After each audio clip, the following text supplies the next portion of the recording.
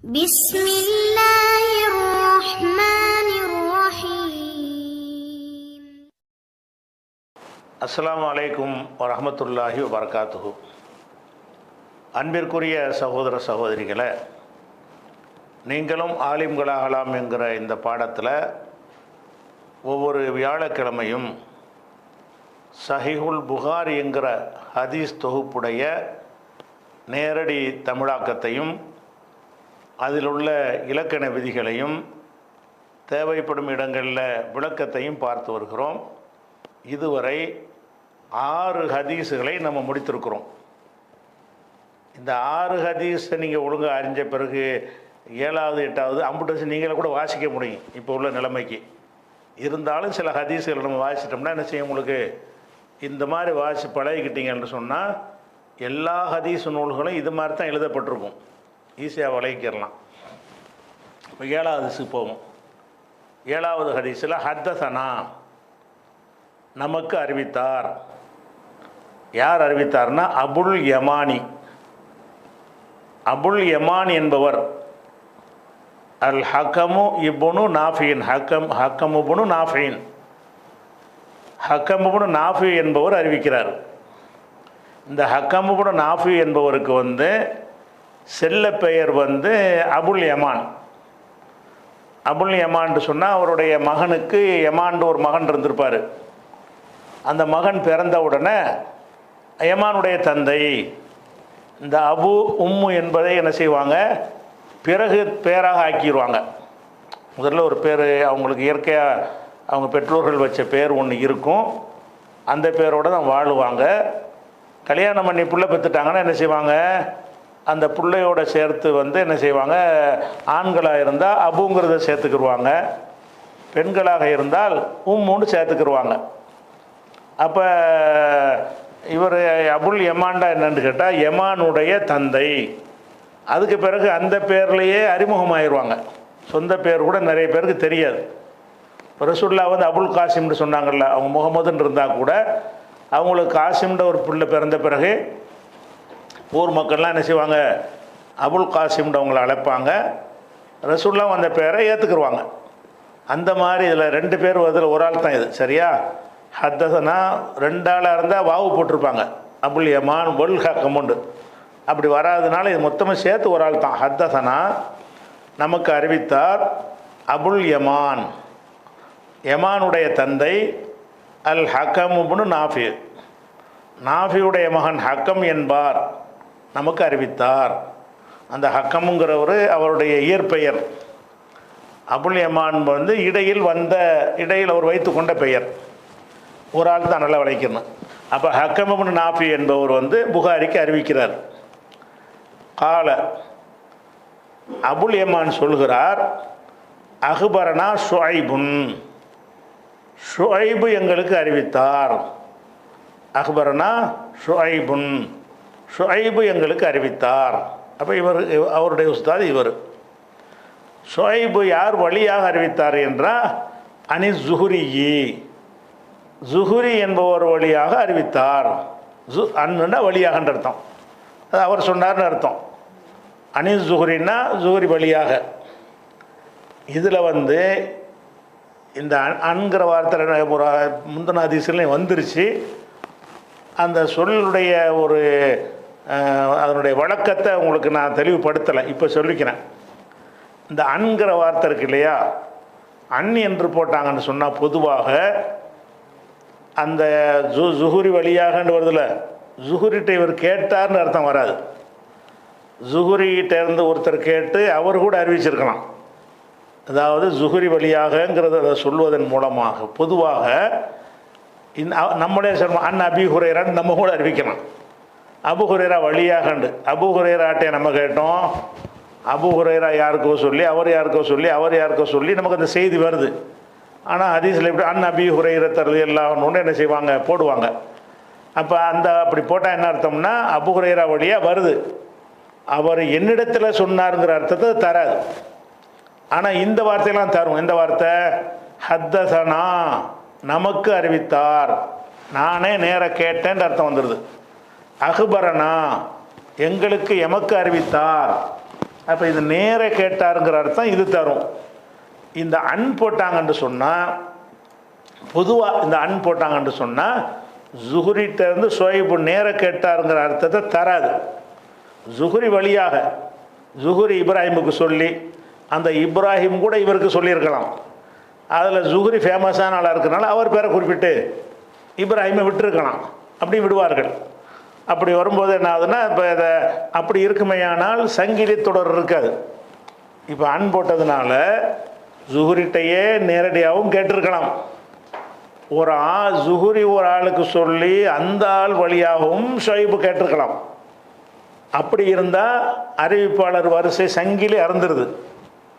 ஷுஐபுக்கும் ஜுஹுரிக்கும் என்ன இல்லை, சங்கிலி இல்லைன்னு ஆயிரும். இது அன் என்கிற வார்த்தையுடைய பொதுவான ஒரு விதி. ஆனால் புகாரிக்கு இது பொருந்தாது. என்ன அவரே சொல்லிட்டாரு, யார்கிட்டையாவது நான் அந்த மாதிரி ஒரு அறிவிப்பாளர் என்ன போட்டேன்னு சொன்னால் அவங்களுக்கு மத்தியில் சந்திப்பு இருந்தால் மாத்திரம்தான் நான் போடுவேன் அப்படின்னு அவர் சொல்லிட்டார். அந்த ஜுஹுரி ஜுஹுரிட்ட ஷுஐபு நேரடியாக கேட்டால் மட்டும்தான் இவர் பதிவே பண்ணுவார். இந்த கிதாபில் வேறு வேறு கிதாபுகள் எழுதியிருக்கார், அதில் இதை பேண மாட்டார்.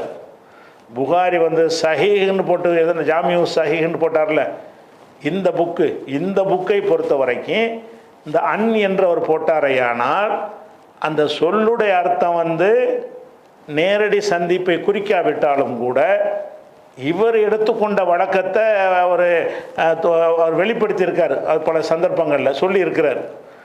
அதன் அடிப்படை அவருடைய புகாருடைய ஷர்த்துன்னு அது நிறைய இருக்குது. அது தனியாக பார்ப்போம், ஹதீஸ் கலையில் பார்ப்போம். அப்போ அந்த இவர் அந்த வழிமுறையை அதாவது ஒரு அறிவிப்பாளர் அடுத்த அறிவிப்பாளருக்கு மத்தியில் தொடர்பு இல்லாமல் இருக்குமையானால் அப்படியான ஒரு ஹதீஸையும் நான் இதில் கொண்டு வர மாட்டேன் அப்படின்ற ஒரு கொள்கையை வைத்திருந்ததுனாலையும் இந்த இடத்துல என்ன செய்யணும்னா, ஜுஹுரி வழியாகனா ஜுஹுரிட்ட நேர கேட்டாருன்னு அர்த்தம். நேர கேட்டாருங்கிறத இந்த அன்கிற வார்த்தை தராது. ஒரு திருமதியில் எப்படி வந்துச்சுன்னு வைங்க, நம்ம தேடணும். அனில் ஜுஹுரி போட்டிருக்கு, அப்போ இவர் அவர்கிட்ட நேரம் தான் கேட்டிருக்காரான்னு சொல்லி வேறு ஆய்வுலாம் பண்ணி இவருடைய காலம் என்ன, அவருடைய காலம் என்ன, இவருடைய ஊர் என்ன, அவருடைய ஊர் என்ன, இவர் அந்த ஊருக்கு போயிருக்காரா, இவர் அல்லது அவர் இந்த ஊருக்கு போயிருக்காரா, அல்லது இவர் அந்த ஊருக்கு போயிருக்காரா, இதெல்லாம் ஆய்வு பண்ணிட்டு தான் அதில் உறுதி பண்ணணும். வேறு கிதாபுகளில் புகாரிக்கு அது தேவை கிடையாது. இவரே அந்த விதிமுறையை ஸ்ட்ரிக்டாக கடைப்பிடிக்கிற காரணத்தினால நீங்கள் தேடி பார்த்தீங்கன்னா இவர் அவரை சந்திச்சார்னு இருக்கும். தேட தேவையில்லை. காரணம் என்று கேட்டால் நீங்கள் கஷ்டப்பட்டோன்னா தேடி பார்த்தீங்கன்னா ஷுஐபு ஜுஹுரியுடைய மாணவர் என்பதற்கு ஆதாரங்கள் கிடைக்கும். நேர கேட்டாருங்கிறது. அப்போ அந்த அன்கிறது வந்துச்சுன்னு சொன்னால் அது அந்த ஆட்கள் விட்டுட்டு அறிவிப்பாங்கல்ல, அதுக்கு பேர் ததுலீசுமாங்க. அந்த மாதிரி அறிவிக்கக்கூடியவர்கள் இப்படி போடுவார்களே ஆனால் இதை இந்த ஹதீஸு சரியில்லைன்னு தள்ளிடுவாங்க. இந்த அன் என்று போட்டு அறிவித்ததுனாலேயே ஒரு ஹதீஸ் சரியில்லாமல் போயிடும். எப்போ சரியில்லாமல் போயிடும், அந்த ஷுஐப் என்பவர் இந்த மாதிரி ஒரு ஆளை விட்டுட்டு அறிவிப்பார் அப்படின்னு இருக்குமே ஆனால் அப்போ அது பலவீனமாக போயிடும். அப்படியான ஒரு தன்மை புகாரில் கிடையாது. புகாரி ஹதீஸில் அனிஸ் ஜுஹுரி என்றால் என்ன அர்த்தம், அந்த வார்த்தைக்கு அர்த்தம் நேரடியாக கேட்குறதை சொல்லாது. ஆனால் இவருடைய கொள்கை இதுவாக இருக்கிறதுனால கண்டிப்பாக நம்ம என்ன செய்யணும், ஜுஹுரிட்ட இவர் கேட்டிருக்காருன்னு அர்த்தம். அனிஸ் ஜுஹுரிங்கிற அந்த சொல்ல வச்சு கண்டுபிடிக்க முடியாட்டா கூட ஜுஹுரிட்ட ஷுஐபு கேட்டால் மட்டும்தான் புகாரி என்ன செய்வார், அவர் இந்த தொடரை சனதை கொண்டே வருவார். இது அன்கிறது மனசில் வச்சுக்கிறங்க. இந்த அன் போட்டால் பலவீனம்னு சில இடத்துல சொல்லுவாங்க, அதை கொண்டாந்து புகாரில் கொண்டாந்து காட்டி இது பலவீனன்றக்கூடாது. சரியா, அது இந்த ரீசன் இருக்குது. சரி, இப்போ வாங்க. அக்பரனா ஷுஐபுன், எமக்கு ஷுஐப் அறிவித்தார். அனி ஜுஹுரி, ஜுஹுரி வழியாக. இந்த அண்ணுக்கு என்ன அர்த்தம்னு கேட்டால் அக்பரனான்றது அர்த்தம். எங்களுக்கு ஜுஹுரி அறிவித்தாருங்கிற அர்த்தத்துலாம் இது வச்சுக்கிறணும். கால ஜுஹுரி சொல்கிறார், அக்பரணி உபைதுல்லாஹி, உபைதுல்லா என்பவர் அறிவித்தார். உபைதுல்லா யார், இப்னு அப்துல்லாஹி, அவர் அப்துல்லாவுடைய மகன். அந்த அப்துல்லா யார் என்றால் இப்னு உத்துபா, உத்துபாவுடைய மகன். அவர் யாருன்னு கேட்டால் இப்னு மசூதின், மசூதுடைய மகன். 4 தலைமுறை கொண்டு வர்றார். எப்போலாம் இப்படி அதிகமாக பட்டியல் போடுவாங்கன்னு கேட்டால் உபைதுல்லாண்டு ஒரு இந்த ஹதீஸ் அறிவிப்பாளர்கள் ஒரு 4-5 பேர் இருந்தாங்கன்னு வைங்க. அப்போ உபைதுல்லாண்டு போட்டால் எந்த உபைதுல்லான்னு உங்களுக்கு குழப்பம் வரும்ல. அப்போ என்ன செய்வாங்கன்னுட்டா பாப்பாவையும் சேர்ப்பாங்க. உபைதுல்லா இப்னு அப்துல்லா இப்படியே ஒரு 4 பேர் இருந்தாங்கன்னு வைங்க. உபைதுல்லா இப்னு அப்துல்லான்னு 4 பேர் இருப்பாங்க.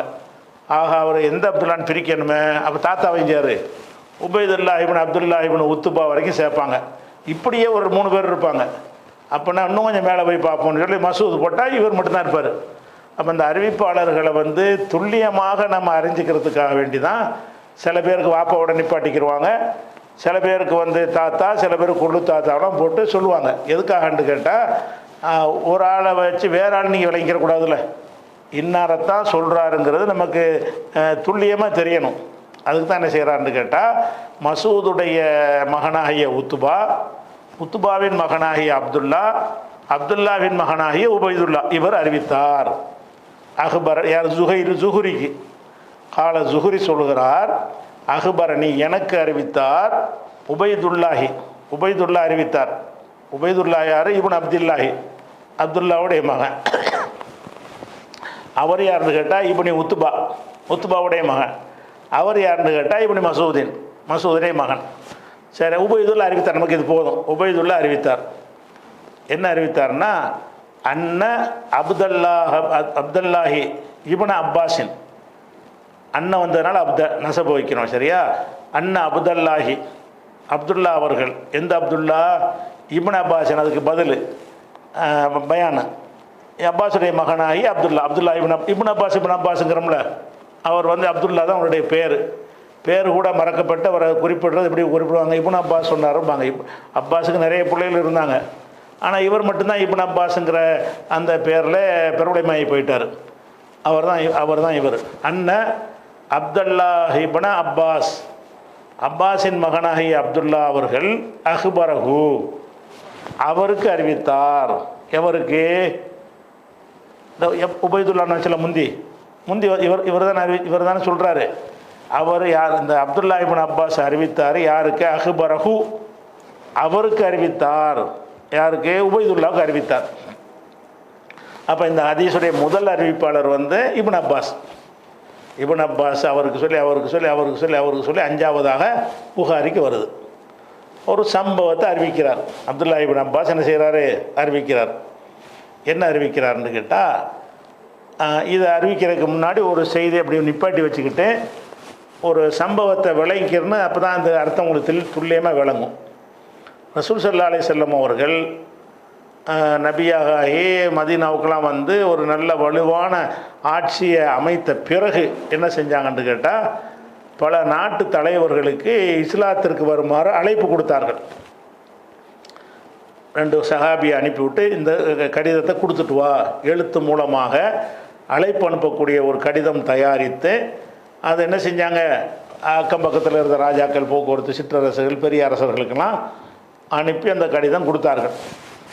அந்த கடிதங்களில் சில கடிதங்கள் வந்து அதே எழுத்தோடு இன்றைக்கு வரைக்கும் பாதுகாக்கப்பட்டு சில மியூசியங்கள்லாம் இருக்கிறது, சரியா? ரசூலுல்லாஹ்வுடைய கடிதம்னு நெட்டில் அடித்து பார்த்தீங்கன்னா கூட அந்த கடிதம், அந்த மொத்த கடிதமே என்ன செய்யும் இருக்கும், நிறைய இடங்கள் அது பாதுகாக்கப்பட்டிருக்கிறது.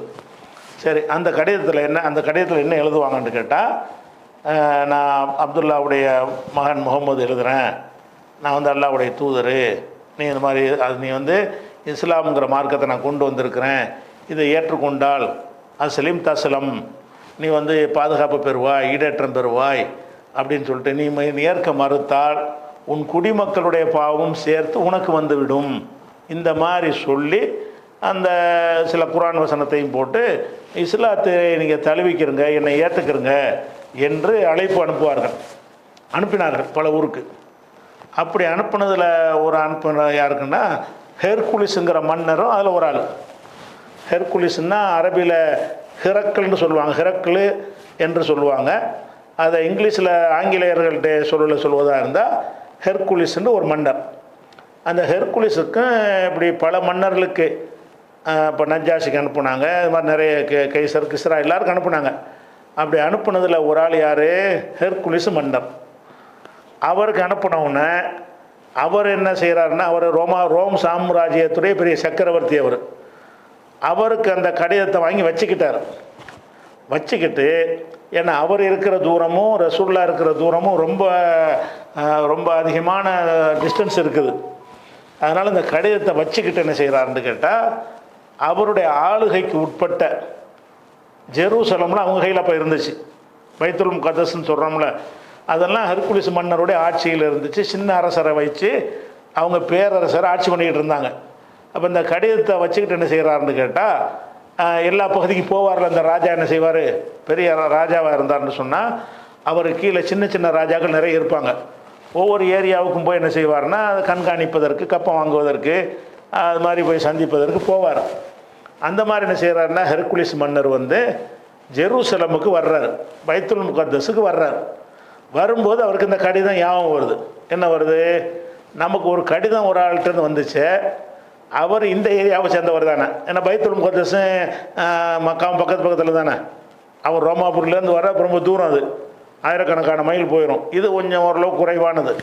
அப்படின்னோடனே இந்த பகுதிக்கு வந்தவுடனே அவர் என்ன செய்கிறாருன்னு கேட்டால், இந்த மாதிரி நம்ம அங்கே இந்த ஈலியாண்டா பைத்துல் முகத்தஸ் ஈலியாவுக்கு வந்துட்டோம், இங்கே பக்கத்தில் வந்து யாராவது அந்த முகமது இருக்காருன்னு சொல்கிறார்ல நபின்னு, அவரை சேர்ந்தவங்க யாராவது இந்த ஊரில் வருகை தந்திருக்கிறார்களா வியாபாரிகளாக, அப்படி வந்திருக்கலான்னு விசாரிக்கிறார்.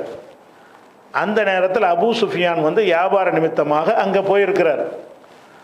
அப்போ அபூ சுஃபியான் போனவுடனே வந்து ஒருத்தர் வந்திருக்காரு, ஒரு வியாபார கூட்டம் வந்திருக்குன்னு கூட்டிகிட்டு வர்றாங்க.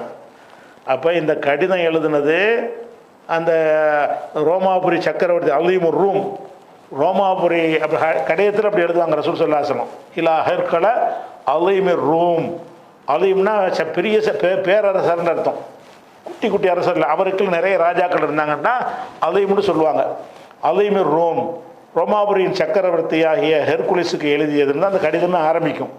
அப்போ ரோமாபுரியில் இருந்து இத்தாலியில் இருந்து இங்கே ரசூல்லா வந்து அவர் பார்க்க முடியாது, யாரையும் விசாரிக்க முடியாது. ஆனால் அந்த கடிதம் அவரை ஈர்த்திருக்குது. இன்னமும் ஒரு நமக்கு தைரியமாக ஒரு அழைப்பு வருதுன்னு சொன்னால் இதில் ஏதோ இருக்கலாம் அப்படின்னு அவர் நினைக்கிறார். நினச்சி அதை அப்படி வச்சுட்டு அவர் இந்த பகுதிக்கு வர்றாரு, அரபு நாட்டு பகுதிக்கு என்ன செய்கிறாரு, அவருடைய ஆளுகையில் தான் அதுவும் இருக்குது. வந்தோன்னு என்ன செய்கிறாருன்னா அந்த சிற்றரசர்கிட்ட கேட்குறாரு, யாராச்சும் வந்திருக்காங்களா, இந்த மக்காவிலேருந்து ஒருத்தர் நமக்கு கடிதம் அனுப்பியிருக்காரு, அவரை சேர்ந்தவங்க எங்கே இந்த பகுதியில் ஏதாவது சுற்றிட்டு இருக்கிறாங்களா, வியாபாரத்துக்கு வந்து போயிருப்பாங்கள்ல, அப்படி யாராக இருக்காங்களான்னு கேட்குறாரு. அதுதான் இது சொல்லப்படுது. இப்போ இந்த மனசில் வச்சுக்கிட்டா தான் இந்த ஹதீஸ் விளங்கும். அக்பரஹு இப்னு அப்பாஸ் அறிவிக்கிறாரு, அன்ன அபா சுஃபியான, அபூ சுஃபியான் அவர்கள். அபூ சுஃபியான்னா யார், இவர் வந்து அபூஜஹலுடைய அந்த பத்ர் போரில் கொல்லப்பட்ட பிறகு அந்த சமூகத்துக்கு இவர் தான் தலைவராயிட்டார். அபூ சுஃபியான் தான் யார், ஒட்டுமொத்த காஃபிர்களுக்கும் தலைவர் யாருன்னு கேட்டால் அபூ சுஃபியான் தான் பெரிய தலைவர் ஆயிடுறார்.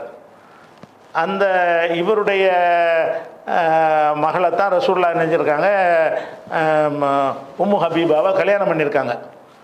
ஒரு வகையில் பார்த்தா மாமனார் ரசூல்லாவுக்கு 1 நம்பர் எதிரி. இவருடைய மகள் ரசூல்லாவுடைய ஒரு மனைவி. இவருடைய மகன் தான் முஆவியான்னு சொல்கிறோம்ல, முஆவியா ரலியல்லாஹு அன்ஹு, அவருடைய மகன் தான் முஆவியா. அப்போ இப்போ 1 நம்பர் எதிரி இவர் தான். அப்போ என்ன செய்கிறாருன்னு கேட்டால், அபூ சுஃபியான் வந்து இப்னு அப்பாஸுக்கு இந்த செய்தியை சொல்கிறார். என்ன, சம்பவத்துடைய கதாநாயகர் அபூ சுஃபியான் தான். இப்னு அப்பாஸ் அப்போலாம் சின்ன பிள்ளை, அவருக்கு தெரியாது. இந்த செய்தியை இப்னு அப்பாஸுக்கு சொன்னவர் யாருன்னு கேட்டால் இந்த சம்பவத்தில் நேரடியாக ஈடுபட்ட அபூ சுஃபியான் தான். அதனால் எப்படி வருதுன்னா, அண்ணா அபா சுஃபியானா, அபூ சுஃபியான் அவர்கள், அவங்க வாப்பா பேர் ஹர்பு இப்னு ஹர்பின், அபூ சுஃபியான் இப்னு ஹர்பு அவர்கள் அக்பரஹு அவருக்கு அறிவித்தார். இந்த இடத்துல அவர்கள் இப்னு அப்பாஸா போயிடும், கிட்டத்தில் தான் வச்சுக்கிறேன், தூரத்துக்கு போயிடக்கூடாது. இதுக்கு முந்தி யார் வந்திருக்காங்களோ அவங்க தான். அக்பரஹு, அந்த அபூ சுஃபியான் வந்து அக்பரஹு இப்னு அப்பாஸுக்கு அறிவித்தார். அப்போ இந்த சம்பவத்துடைய முதல் அறிவிப்பாளர் இப்னு அப்பாஸ் கூட கிடையாது, அபூ சுஃபியான் தான். அபூ சுஃபியான் இதை இப்னு அப்பாஸுக்கு சொல்ல, இப்னு அப்பாஸ் வந்து உபைதுல்லாவுக்கு சொல்ல, அப்படியே போய் என்ன அவர் வந்து ஜுஹரிக்கு சொல்ல, அப்படியே புகாரி வரைக்கும் போயிடுச்சு சம்பவம். சம்பவம் இப்போ தான் வருது. என்ன அறிவிக்கிறாருன்னா, அன்ன ஹெரக்லன்னா ஹெர்குலிஸ்ன்றான்ல, ஹெர்குலிஸ் அவர்கள், ஹெர்குலிஸ் என்ற மன்னர் அருசல இலைஹி, அருசலனா வந்து தூது அனுப்புறது, ரசூலுங்கிறோம்ல, அருசலன்னா தூது அனுப்பினார். இலைஹி அபூ சுஃபியானுக்கு ஒரு தூதரை அனுப்புகிறார். ஃபி ரக்பின் மின் குரைஷின்.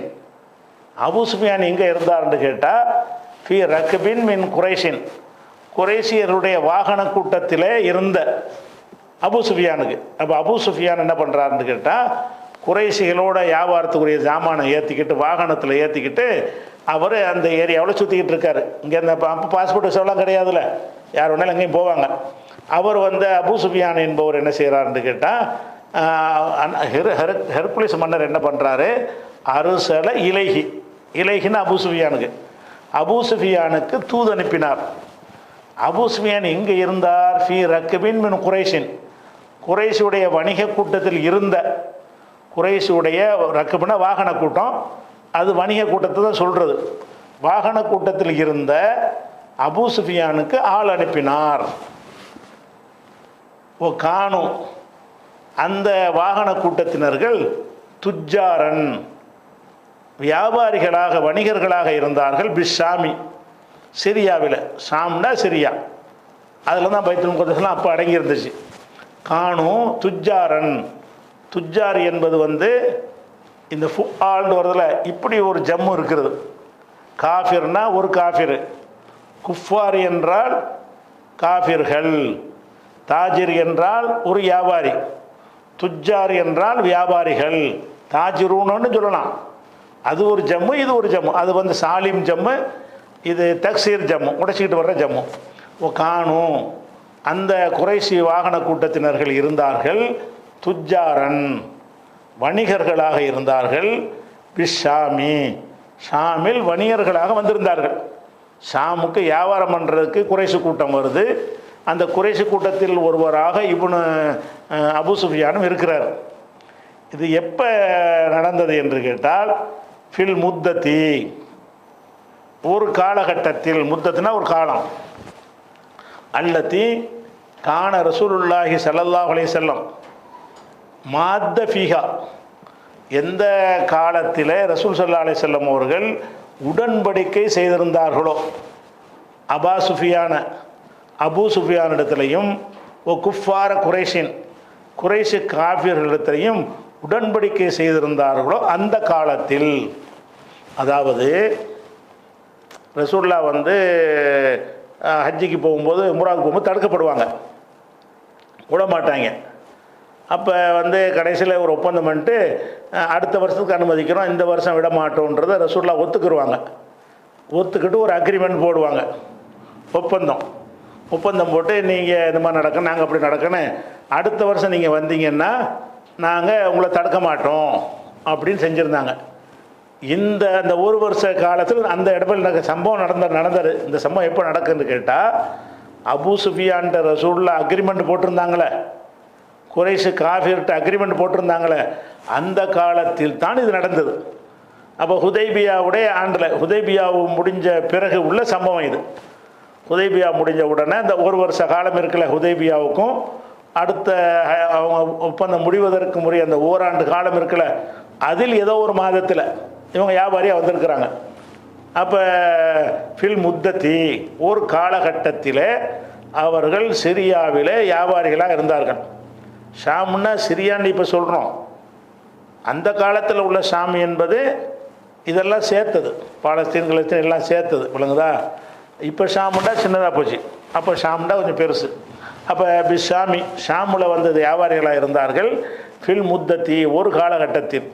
எந்த காலகட்டம் என்றால் அல்லத்தி கான ரசூலுல்லாஹி ஸல்லல்லாஹு அலைஹி வஸல்லம், ரசூல் ஸல்லல்லாஹு அலைஹி வஸல்லம் அவர்கள் மாத்த ஃபீஹா, எதிலே உடன்படிக்கை செய்தார்களோ, எந்த காலத்தில் உடன்படிக்கை செய்தார்களோ, யாரிடத்தில் செய்தார்கள்னா அபூ சுஃபியானிடத்திலையும் ஓ குஃபார குறைஷின் குறைஷி காஃபிர்கிட்டையும் உடன்படிக்கை செய்தார்களோ அந்த காலகட்டத்தில் இவர்கள் வியாபாரம் செய்வதற்காக சிரியாவுக்கு வந்திருந்தார்கள்.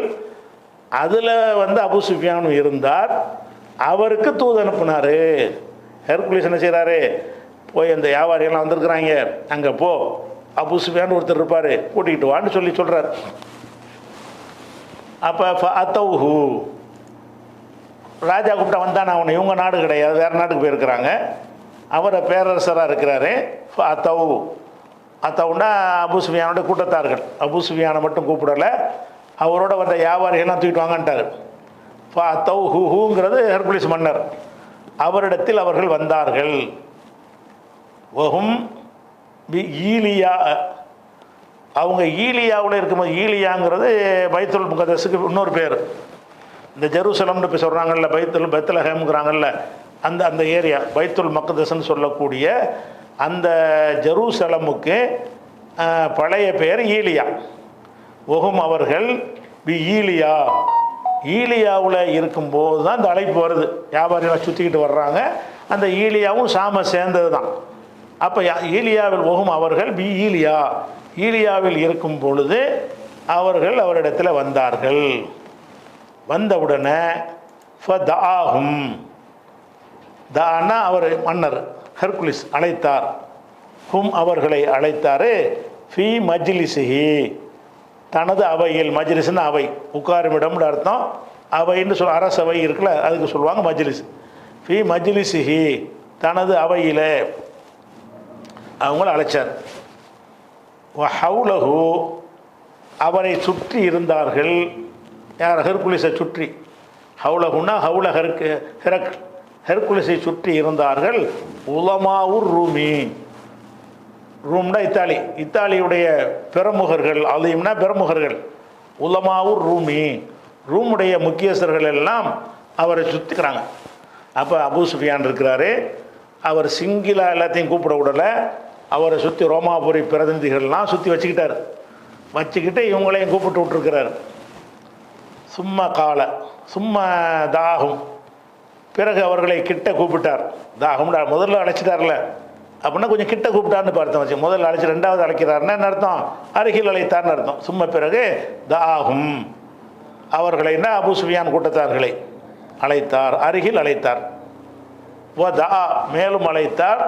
பி தர்ஜுமானிஹி, தன்னுடைய தர்ஜுமான்னு சொன்னால் அந்த காலத்தில் ராஜாக்களுக்கு என்ன செய்வாங்கன்னு கேட்டால் மொழிபெயர்ப்பாளர்கள்னு வச்சுருப்பாங்க. துபாஷின்னு சொல்லுவாங்க. துபாஷின்னு சொல்லி, துபாஷினா தோ பாஷையில் உள்ளது. தோ பாஷை, ரெண்டு பாஷை பேசுகிறவருக்கு துபாஷிம்பாங்க. அந்த நம்ம நாட்டில் உள்ள மன்னர்களுக்கெல்லாம் துபாஷின்னு பேசுவாங்கள்ல, அது மொழிபெயர்ப்பாளர். அதை அரபியில் சொல்கிறாருன்னா தர்ஜுமான். இதில் இருந்தால் தர்ஜுமான்லாம் சொல்கிறாங்களே, மொழிபெயர்ப்புக்கு தர்ஜுமாங்கிறோம்ல, அதில் உள்ளதான் இது தர்ஜுமான். தர்ஜுமான்டா என்னன்னு கேட்டால் ஒருவர் சொல்வதை வேறு பாஷையில் மொழிபெயர்த்து சொல்பவர். இவர் பாஷை வேறு, ஹெர்குலிஸ் மன்னருடைய பாஷை வேறு, இவங்களுடைய பாஷை வந்து அரபி. இவர் பாஷையில் அவர் பேசினா அவங்களுக்கு விளங்காது, அவங்க பாஷையில் பதில் சொன்னால் இவருக்கு விளங்காது, மொழிபெயர்ப்பாளர் வேணும். அப்போ அவங்கள கூப்பிட்டு வச்சுட்டு என்ன செய்கிறாருன்னா வதாபி தர்ஜுமானிஹி, தனது தர்ஜுமானையும் அழைத்து கொண்டார். தர்ஜுமான் என்றால் மொழிபெயர்ப்பாளர், மொழிபெயர்ப்பாளரும் கூப்பிட்டு வைத்து கொண்டார். ஒக்கால, அப்போ ஹெர்குலிஸ் கேட்டார். என்ன கேட்டார்? யாரை பார்த்து? அவங்கள பார்த்து கேட்குறார். அபு சுஃபியானை பார்த்து, ஐயுக்கும் அக்கரபு நசபன், உங்களில் யார் வந்து நசபுண்டா வம்சம், வம்சம் அந்த குலம்னு சொல்கிறோம்ல, குலத்தால் நெருக்கமானவர் யார்? பிஹாதர் ரஜுலி, அந்த மனுஷருக்கு, அந்த மனுஷன் ஹாதாண்ட கிட்டத்தில் உள்ளதுன்னு சொல்கிறோம்ல, இது தூரத்தில் உள்ளதுக்கே வருது. ஹாதாண்ட ரசூலுல்லாஹ் தான் சொல்கிறார் அவர். பிஹாதர் ரஜுலி, அந்த மனிதருக்கு குலத்தால் நெருக்கமானவர் உங்களில் யார்? ஐயுக்கும், உங்களில் யார்? அக்ரபு நசபன், நசபில் நெருக்கமானவர். நசபுனா வம்சம், வம்சத்தில் நெருக்கமானவர் யார்? பிஹாதர் ரஜுலி, அந்த மனிதர். எந்த மனிதரே? அல்லது யஸூமு, யார் கருதுகிறாரோ, அன்னஹு நபியுன், நபி என்று தான் நபி என்று கருதுகிறாரே, அந்த மனிதருக்கு உங்களில் வம்சத்தில் நெருக்கமானவர் யார்?